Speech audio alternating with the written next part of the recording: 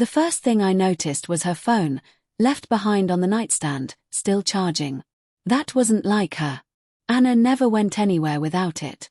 At first, I thought she'd gone out for groceries, maybe a walk to clear her head. But as the morning stretched into afternoon, and the shadows began to crawl across the living room walls, something in my chest began to tighten. I called her name through the house, even though I knew she wasn't there. Her car keys were gone. Her purse, too. No note. No text. Just silence and the faint scent of her perfume, clinging stubbornly to the air like a ghost that refused to leave. I told myself not to panic. She'd be back. Maybe she needed space. God knows we'd been tense lately. She said I'd been distant, distracted by work, always half listening. Maybe she was right. Maybe I'd been trying too hard to hold together something that was already splintering. By evening, I'd called her 6 times. Straight to voicemail every time. I sent a message, "Are you okay? Please tell me where you are." It delivered, but no reply. That tiny grey checkmark might as well have been a blade. When midnight hit, I stopped pretending I wasn't terrified. I drove through the city, retracing routes she used to take, her favourite cafe, the park where we'd walk the dog before he got sick, the overlook where she said she could breathe again. She wasn't anywhere.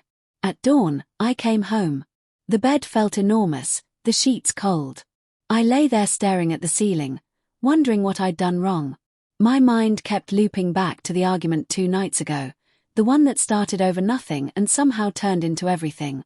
"You don't see me anymore," she'd said. "You just go through the motions." "I'm trying," I'd told her. "You just don't notice." Her eyes had glistened, angry but wounded. Then maybe we both stopped noticing. And now she was gone. 26 hours later, I heard the familiar sound of her car pulling into the driveway. My heart jumped, but not out of relief, something colder. My body moved before my mind could catch up. I stood by the window, watching her step out. Her hair was messy, her clothes the same as the day before. When she walked in, she looked surprised to see me awake. "Hey," she said softly.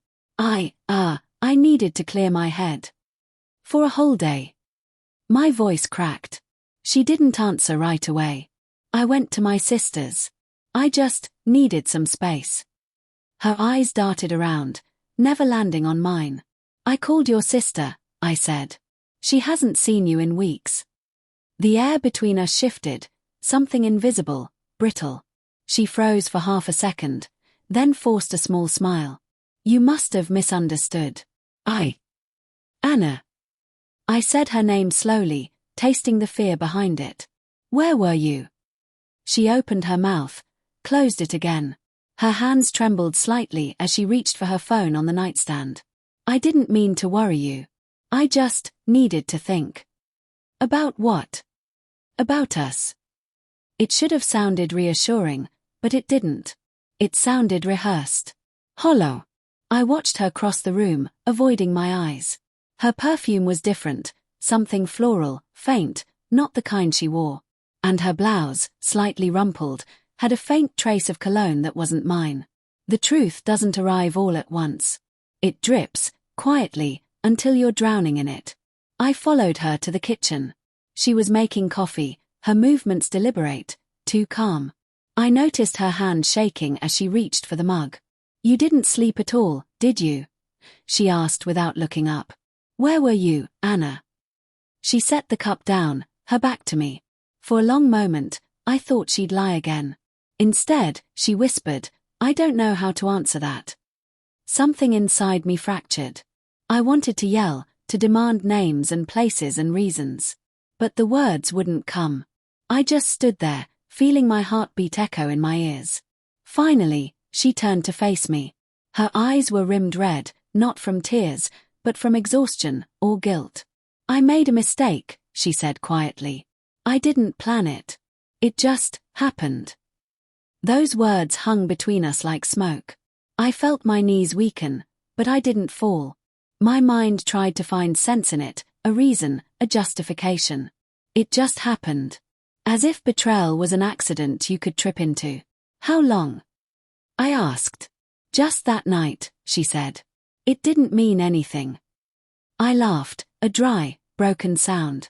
You disappeared for a day and destroyed everything we built. You think that means nothing? She started crying then, reaching for me, but I stepped back. The space between us became a chasm. Daniel, please, she said. I didn't want to hurt you. I just felt lost. You've been so distant, and he. Don't say it, I interrupted. Don't you dare make this about me. Her voice cracked. I'm not. I thought I'd already lost you. The words twisted deeper than any confession could. Because part of me knew what she meant. I had pulled away after my father died. I'd drowned myself in work, silence, anything that wasn't grief. She'd reached for me, and I'd been too far gone to notice. But that didn't excuse this. You could have told me, I said quietly. You could have screamed, cried, broken something, but not this. She wiped her face, shaking her head. I wish I could take it back. I believed her. That was the cruelest part. She wasn't evil. Just weak. Just human. And yet, in that weakness, she'd killed something that would never come back. I left the kitchen and walked to the living room.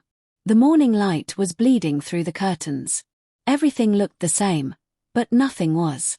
She followed me, hesitant. Can we fix this? She asked. I looked at her, the woman I'd built my life around, and realized I didn't know her anymore. I don't think there's anything left to fix, I said. Her shoulders fell. She didn't argue. When she finally left the house, the silence she'd abandoned returned, only now it was heavier, colder, real. I sat there for hours, staring at the empty space she'd filled for years. And for the first time, I didn't feel her absence as loss. I felt it as clarity. She disappeared for one day, but by the time she came back, the version of me that still belonged to her was already gone.